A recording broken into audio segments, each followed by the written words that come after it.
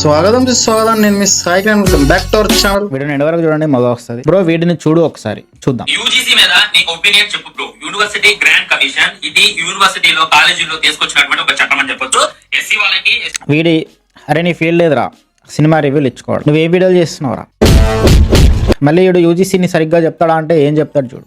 వాళ్ళకి బీసీ వాళ్ళకి ఎక్కడైనా సరే జాతి వివక్షతకి వాళ్ళైతే లోన్ అవుతున్నారు. అదే మీరు ఆ క్యాస్ట్ మీరు చేసేటటువంటి పని అది మీకెందుకురా చదువు అని చెప్పి. అరే నువ్వు ముస్లిం, నీకెందుకురా హిందువుల గురించి? దీన్ని చాలా మంది మిస్యూజ్ చేసేటటువంటి అవకాశం ఉంది. మేము అన్యాయం అయిపోతాం అని చెప్పి వాళ్ళ బాధ అన్నమాట. నీ ఒపీనియన్ చెప్పు బ్రో. ఎవడ్రా అడిగాడు, అడిగినోడు ఎవడ్రా నీ ఒపీనియన్? మళ్ళీ ఈడు వచ్చి ఒపీనియన్ చెప్తాడు. వీడే మీ ఫీజు చూసుకునే ఛాన్స్ ఉందంటాడు, వీడే నేను సపోర్ట్ చేస్తానంటాడు. ఇది రావడం వల్ల నీకేమైనా ప్రాబ్లం ఉందా అంటే నాకైతే ఏ విధమైనటువంటి ప్రాబ్లం లేదు. ఎందుకంటే నేను మోడీ గారికి చాలా పెద్ద ఫ్యాన్. వీడికి ప్రాబ్లం లేదు, ఎందుకంటే వీడి మీద వాళ్ళు కేసులు వేయరు. కేసులు వేసేదల్లా కన్వర్టెడ్ కాలే, మిస్యూజ్ చేసేదల్లా కన్వర్టెడ్ కాలే. యాక్చువల్ దళిత్ హిందూ ఎవరైతే ఉండో వాడు సచ్చినా కూడా నువ్వు గల్లబట్టి గుంజినా నా మీద కేసు ఎయిరా అన్నా కూడా అడిగాడు. బట్ కన్వర్టెడ్ గాడు వద్దన్నా మిస్యూజ్ చేస్తాడు, వద్దన్నా చేస్తాడు. తెలుసు కదా వీడి పేరు అతుల్ రెహమాన్. బాతుల్ లెక్క వీడియోలు పెట్టినట్టు వీడి ఐడియాలజీ కూడా ఆ బాత్ సైడే ఉంటది.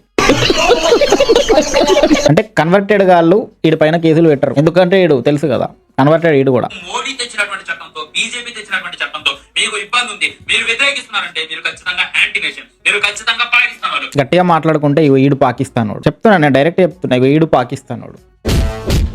మీకేదైనా ఇబ్బంది ఉంటే పాకిస్తాన్ వెళ్ళిపోండి, ఎక్కడ ఉండమాకండి. ఎక్కడుండి నువ్వు వెళ్ళిపోరా పాకిస్తాన్ కు. నువ్వెవర్రా మమ్మల్ని వెళ్ళిపోవడానికి పాకిస్తాను? నాకు ఫీలింగ్ లేదు, హిందూ ముస్లిం ఫీలింగ్. బట్ ఒక మాట చెప్తా, ఇండియన్స్ ని వీడు వెళ్ళిపోండి అంటున్నాడు. ఇండియాలో పుట్టినోడిని, వీడు పక్క దేశాల నుంచి వచ్చినోడు. వీని తరం చూసుకుంటే భారతీయులు కాదు ముస్లింలు ఒకప్పుడు, వాళ్ళు వచ్చినోళ్ళు వీడికి. ఈడు వాళ్ళని ఒమ్మంటున్నాడు. చాలా పాపం రా. మళ్ళీ అది కూడా ఏదో అబ్రాడ్ దేశాలు అంటే ఓకే, పాకిస్తాన్ ఓ అంటున్నాడు.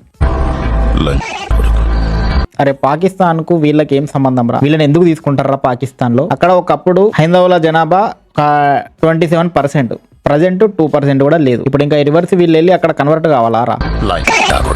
ఒక పని చేయరా, నువ్వు ఎలాగో ముస్లిం కాబట్టి నువ్వు వెళ్ళిపో. ఆ నుంచి వచ్చారు కాబట్టి ఆడికి వెళ్ళిపో. ఇంకా నువ్వు చావు దెబ్బ కొట్టాడు. మోడీ గారు ఏ చట్టం తెచ్చినా దానికి అనుమతించాలి, దాన్ని స్వాగతించాలి. మీరు అలా చేయట్లేదంటే మీరు ఖచ్చితంగా యాంటీ నేషన్. వీడు కావాలని చేస్తుండే. ఇది గుర్తుపెట్టుకో. నెక్స్ట్ మళ్ళీ మోడీ వేరే తెచ్చిండు అనుకో, దానికి అగెన్స్ట్ అవుతాడు. అప్పుడు నీ చెప్పుతో కొట్టినట్టు సమాధానం ఇస్తాడు. చెప్పు పట్టి కొడుతుంది. అప్పుడు ఇన్ని కొట్టాలంటే నువ్వు సబ్స్క్రైబ్ చేసుకో. వీడు అన్ని కావాలని పడతాడు కథలు. బతుల్ రెహమాన్ గాడు బత్తులు పెట్టి కొట్టాలి.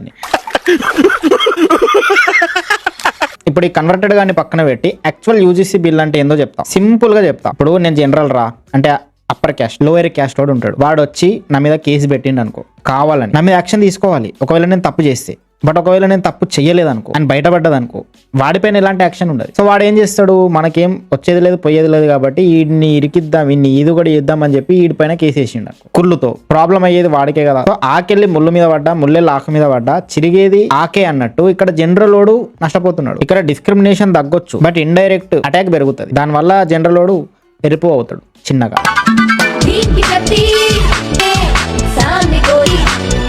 అసలు దీనికి సొల్యూషన్ ఏంటంటే జనరల్ ఓడు వీని తక్కువ చేసి మాట్లాడితే చిన్నగా ప్రూఫ్ కలెక్ట్ చేసి కేసేయాలి. ప్రూఫ్ వ్యాలిడ్ ఉంటే బొక్కలో వేయాలి. లేదా మీరు అందరు ఏం చేయాలరా, యూనైట్ ఉండి అని పట్టుకొని పీకాలి. అంతేగాని ఇట్స్ నెవర్ ఎండింగ్ ప్రాసెస్ రా. రిజర్వేషన్లు తీసి మింగాలి, ఆ క్యాస్టులు తీసి మింగాలి, క్యాస్ట్ సర్టిఫికేట్లు ఉండొద్దు, చిన్నగా అందరు హిందువులే అని పెట్టేసేయండి. అది బేఫికర్ ఇంకా. అండ్ ఇంటర్నల్ పాలిటిక్స్ లో యోగి ఓటర్స్ ని యూపీలో టార్గెట్ చేయడానికి ఇదంతా చేస్తున్నారు అని కూడా అంటున్నారు. బట్ అదర్ సైడ్ విక్రమ్ మూవీలో లోకేష్ కనకరాజ్ కమల్ హాసన్ అనలైజ్ ప్రకారం ఇదంతా బీజేపీ ప్లాన్. నెక్స్ట్ పీఎం ఎవడు, గ్రౌండ్ లో ఉన్న రియాలిటీ ఏంది, అసలు బీజేపీనా యోగినా దేనికి ఎక్కువ ఫాలోయింగ్ ఉంది అని తెలుసుకోవడానికి వీళ్ళు ఆడిన ఒక గేమ్. ఎందుకంటే యూజీసీ బిల్లు మీద ఇప్పుడు మళ్ళీ స్టే పెట్టిండ్రు సుప్రీంకోర్టులో, మళ్ళీ అది నడుస్తున్నది. బయటపడ్డ విషయం ఏంటంటే Yogi is a bigger than BJP. And next PM అందరూ యోగి అవ్వాలని కోరుకుంటున్నారు. ఒకవేళ యోగి అయిండే అనుకో, ఇండియా ఇలా ఉండదు. అండ్ నెక్స్ట్ ఎంత ఈజీగా భయం లేకుండా ఫేక్ న్యూస్ ని స్ప్రెడ్ చేస్తున్నారు బ్రో అట. చూద్దాం ఏం పెట్టాడు. ఇప్పుడు BJP party MLA Janasena party MLA తప్పు చేస్తే పవన్ కళ్యాణ్ కి సంబంధం ఏంట్రా? సరే ఆ పార్టీ వాడు కావచ్చు, బట్ అరే ఎమ్మెల్యేగా నువ్వు ఈ పని చేయొద్దురా అని భయపెడతాడు. కానీ వాడు తప్పు చేస్తే దానికి కారణం పవన్ కళ్యాణ్ ఎట్లయితాడు? వాడికి దిమాక్ లేక వాడు తప్పు చేస్తే పవన్ కళ్యాణ్ ఏమన్నా చెప్పిండు, అరే పోరిని నువ్వు ఇట్లా ఇది చేయరా, హరాజ్ చేయరా, దాన్ని నేర్పించరా, దాన్ని నేరా అని చెప్పిండు ఆ పవన్ కళ్యాణ్? లేదు కదా, భయం పెడతాడు. ఆడు భయపడకుండా అట్లాంటి తప్పులు మూలక చేస్తే దానికి కారణం పవన్ కళ్యాణ్ కాడు. బట్ వీళ్ళు పవన్ కళ్యాణ్ ని టార్గెట్ చేస్తారు. ఎందుకంటే చెప్పిన కదా కన్వర్టెడ్ గా లాజికే కదా. అది లాజిక్. స్పందన ఏంటి సార్ అని. ప్రశ్న పెద్దది కాదు, సమాధానం కూడా కష్టం కాదు, కానీ ఏ సమాధానం లేదు, ఏ మాట లేదు. కారు ఎక్కారు, వెళ్ళిపోయారు. ఈ మౌనం ఎందుకు? మౌనం ఎందుకంటే అక్కడ తప్పు చేసి ఉంటాడు అని చెప్పి మౌనం అంతే. ఇప్పుడు చచ్చిపోయినప్పుడు మౌనం పాటించవా, ఇది అంతే. అందుకే మనకి సైంటిస్టుల కన్నా బాబాలు ఫేమస్. ఎమ్మెల్యే కాబట్టి ఈ మౌనం. తప్పు చేసిన పార్టీ ముఖ్యమా, లేక నిజం బయటకు వస్తుందని భయం? రాజకీయాన్ని పక్కకు పెడదాం, పార్టీలను పక్కకు పెడదాం. ఇప్పుడు నిజం బయటికి వెళ్ళింది. నిజం బయటకు వస్తుందని భయం, రాజకీయాన్ని పక్కకు పెడదాం, పార్టీలను పక్కకు పెడదాం. ఇక్కడ ఒక అమ్మాయి ఉంది, ఆమెకి న్యాయం కావాలి. చూడు, కళ్ళు విప్పి చూడు. మీరు ఆల్రెడీ మ్యారీడ్, మరి ఐ లవ్ యూ అని మెసేజ్ ఎందుకు పెట్టారు అంటే ఆయన పెట్టాడు కాబట్టి పెట్టే అంట. అరే స్క్రిప్ట్ అయినా సరిగ్గా చేసుకోవాలి కదా అన్నాడు, మీమేసిండు. ఐ లవ్ యూ అని వెళ్ళింది.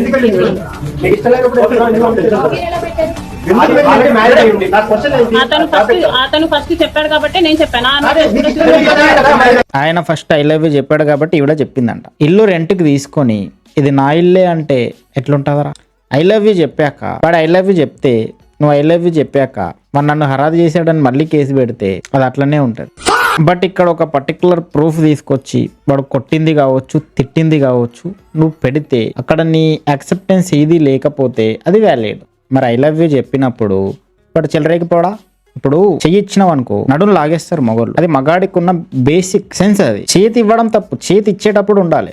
ఐ లవ్ యూ చెప్పినప్పుడు వాడు ఖచ్చితంగా ఛాన్స్ అడుగుతాడు. That's it. అరే నేను ఐ లవ్ యూ చెప్పింది నీకు ఇష్టపూర్వకంగా రా, మరి ఇట్లా కాదురా ఎర్రిపువా అని చెప్తే సరిపోతుంది. మీడియా ముందుకు వచ్చి గోల చేయాల్సిన అవసరం లేదు. చెయ్యాలనుకుంటేనే ఇట్లాంటి పనులు చేస్తారు. ఆయన నువ్వేం చేస్తావు, ఎక్కడ ఉంటావు, పెళ్లి అయిందా, పిల్లలు ఉన్నారు, హస్బెండ్ ఏం చేస్తాడు, ఈ డీటెయిల్స్ అన్ని అడగడం జరిగింది. నేను చెప్పాను. లాస్ట్ లో ఆయన ఫోన్ నెంబర్ ఇచ్చి నా ఫోన్ నెంబర్ తీసుకొని ఇక్కడ వద్దు, టెలిగ్రామ్ లో చాట్ చేద్దాము అనేసి చెప్పారు. ఇప్పుడు అవన్నీ అడిగిన తర్వాత కూడా ఫోన్ నంబర్ అడిగితే ఇవ్వాల్సిన పని లేదు. సో నేను టెలిగ్రామ్ లో మెసేజ్ చేశాను. సో టెలిగ్రామ్ లో ఫస్ట్ మెసేజ్ చేయమంటే చేసింది కూడా ఈవిడే. మళ్ళా టెలిగ్రామ్ లోనే ఎందుకు అని ప్రశ్నించారు. 2 days బాగానే మాట్లాడారు నాతో, అంటే నార్మల్ గానే మాట్లాడారు. అందరూ ఎలా ఫ్రెండ్లీగా మాట్లాడతారో అలాగే మాట్లాడారు. ఇంకా అతను 2 days ఆగిండు నార్మల్ గా. నా ఫ్రెండ్ గాడు అయితే 2 గంటల్లో బయటపడిపోతాడు, దొరికిపోతాడు ఎర్రిపోగాడు. బలవంతంగా రేపు చేసిడు అని చెప్పింది. ఇప్పుడు ఐ లవ్ యూ చెప్పా అంటుంది అని మీమేసాడు. ఇది ఎలా ఉందంటే, చిన్నప్పుడు చాక్లెట్ల కోసం 10 రూపాయలు ఇచ్చి సరుకులు తెమ్మంటే 7 రూపాయలు సరుకులు కొని 2 రూపాయలు మింగేస్తే, ఇంటికి వచ్చాక 2 రూపాయలు ఏంట్రా లెక్క తెలియట్లేదు అంటే చాక్లెట్లు కొనుక్కున్నా అని చెప్పకుండా పడిపోయినాయని చెప్పడం ఎంత అన్యాయమో ఇది కూడా అంతే అన్యాయం. ఇప్పుడు చీరిప్పేస్తే చీర లాగాడంటే ఎంత కామెడీగా ఉంటుందో, ఐ లవ్ యూ చెప్పాక వాడు నన్ను సెక్స్ అడిగాడు అనేది కూడా అంతే కామెడీగా ఉంటుంది. ఉంటుందా ఉండదా అనేది మీరు కమెంట్ లో చెప్పండి. మళ్ళీ ఈ టాపిక్ ని తీసుకొచ్చి పవన్ కళ్యాణ్ ని బ్లేమ్ చేయడం, బురద రాయడం. ఆడెవడో అంటే ఇచ్చిన బురదని తీసుకొచ్చి పవన్ కళ్యాణ్ కి పోయడానికి చూడడం. ఇంకా అది పక్కన పెడితే రండేషణ గాడు మళ్ళీ రండా కథలు పడుతుండు. మీకు తెలిసిందే, వాడు పెళ్లి పెటాకులు లేని అమ్మా నాన్న గాలికి వదిలేస్తే చీడ పురుగులాగా పురుగులు తినుకుంటా తిరిగినోడు. ఎవరి దగ్గర నుంచి అయితే డబ్బులు బాగా సంపాదించిండో ఇప్పుడు వాళ్ళకే వెన్నుపోటు పడిచినోడు రండేషణ. వాడు తిరిగే ప్లేసెస్ మీకు తెలుసు, గవ్వే వ్యభిచార గృహాలు. మళ్ళీ అడిగిపోయాడు, అడిగిపోయి 14 ఏళ్ళలోనని కూడా ఇడిసిపెట్టాడు. సో ఇప్పుడు కూడా అడిగిపోయాడు. మీరు చూస్తున్నది అతిపెద్ద వ్యభిచార గృహం బ్యాంకాక్, థాయిలాండ్ లో నానా ప్లాజా. 5,000 మంది అమ్మాయిలు ఉంటారు. ఇది ఒక పుణ్యక్షేత్రం, ఇది ఒక పుణ్యక్షేత్రం. అరే నువ్వు దాన్ని పుణ్యక్షేత్రం అని ఉంటే మీ అమ్మని తీసుకొని మీ అక్కని తీసుకొని పోయి ఆడ కూర్చుండ పెట్టరా. నువ్వు కూర్చుండ పెడతావు నాకు తెలుసు. తిరుపతి లడ్డూలో జంతు కొవ్వు కలవలేదని చెప్పి సుప్రీంకోర్టు సెట్ ఇచ్చింది అనమాట, క్లియర్ చిట్. క్లియర్ చిట్ ఇవ్వలేదు, దాంట్లో ఎంత కెమికల్ అయిందో ఆ చిట్టా కూడా ఇచ్చింది. బట్ వీడు మాత్రం క్లియర్ చిట్టా ఇచ్చారంటాడు. మీకు తెలిసిందే కదా, ప్రతి దాంట్లో నేనే నెగ్గాలి అన్న ఆతృతతో ఇక్కడ కూడా ఆతరం చేసిండు, దొరికిపోయాడు. క్లియర్ చిట్టా ఇచ్చిందంట. అరే ఆడ కల్తీ అవుతుందని 36 మందిలోని దోషులుగా చేర్చిందిరా. క్లీన్ చిట్టా ఇచ్చిందంట. ఆపర్చునిటీ దొరికిందంటే జాడు వీడిని క్లీన్ చేసుకోవడానికి వచ్చి వీడు ఏదో ఒకటి వాగుతాడు. ఫ్యాక్ట్ మాట్లాడుకుంటే చెప్పా కదా, కన్వర్టెడ్ గాళ్ళకి ఇట్లనే ఉంటారా. ప్రతిసారి కమ్యూనిటీ మీద వాడు ఏడవడం తప్ప వీళ్ళకి మరొకటి తెలియదు. అండ్ ఉచ్చ ఒప్పుకోనరా, ఇది జస్ట్ ఫస్ట్ జడ్జిమెంట్ మాత్రమే, ఇంకుంది. బట్ వీళ్ళకి ఉచ్చాగదు, ఎందుకంటే కన్వర్టెడ్. ఒక 23 years ఉన్న అమ్మాయి క్యారెట్ ని తన వజైనాలో పెట్టుకుందంట. అది అక్కడనే ఇరుక్కుపోయింది. మళ్ళీ 3 days తర్వాత డాక్టర్స్ దగ్గరికి వెళ్తే వాళ్ళు ఆపరేషన్ తీసిండ్రంట. యాక్చువల్ గా ఆ క్యారెట్ ని జీలో వేసేయాలి, మళ్ళీ తీయొద్దు, ఇంకా అన్నే ఉంచాలి. అప్పుడు కానీ మారడీడు. అంటే మనుషుల బతుకుల్లో రెస్పాన్సిబిలిటీ పోయింది, రివెంజ్ ఎక్కువైంది. అందుకే ఇవన్నీ థింగ్స్ పడుతున్నారు మనుషులు. కొట్టుకోవడమే వేరే, సోషల్ మీడియా ఓపెన్ చేస్తే వాళ్ళు వాడు వీడిని వీడు వాడిని కొట్టుకోవడం కొట్టుకోవడం తప్ప వేరేది లేని లేదురా. అండ్ వీడియో అయితే మామ, ఈ వీడియో కనుక నచ్చినట్టు వీడియో లైక్ చేసి కమెంట్ చేయండి, ఫ్రెండ్స్ కూడా షేర్ చేసి కాసేపు కాలక్షేమం చెప్పి. అండ్ రేపు మంచి వీడియో వస్తుంది, బాగుంటుంది వీడియో. ఇక్కడ దాకా వచ్చినా అంటే సబ్స్క్రైబ్ మరిన్ని వీడియోలు చేయడానికి ఆస్కారం ఉంటుంది. Okay bye.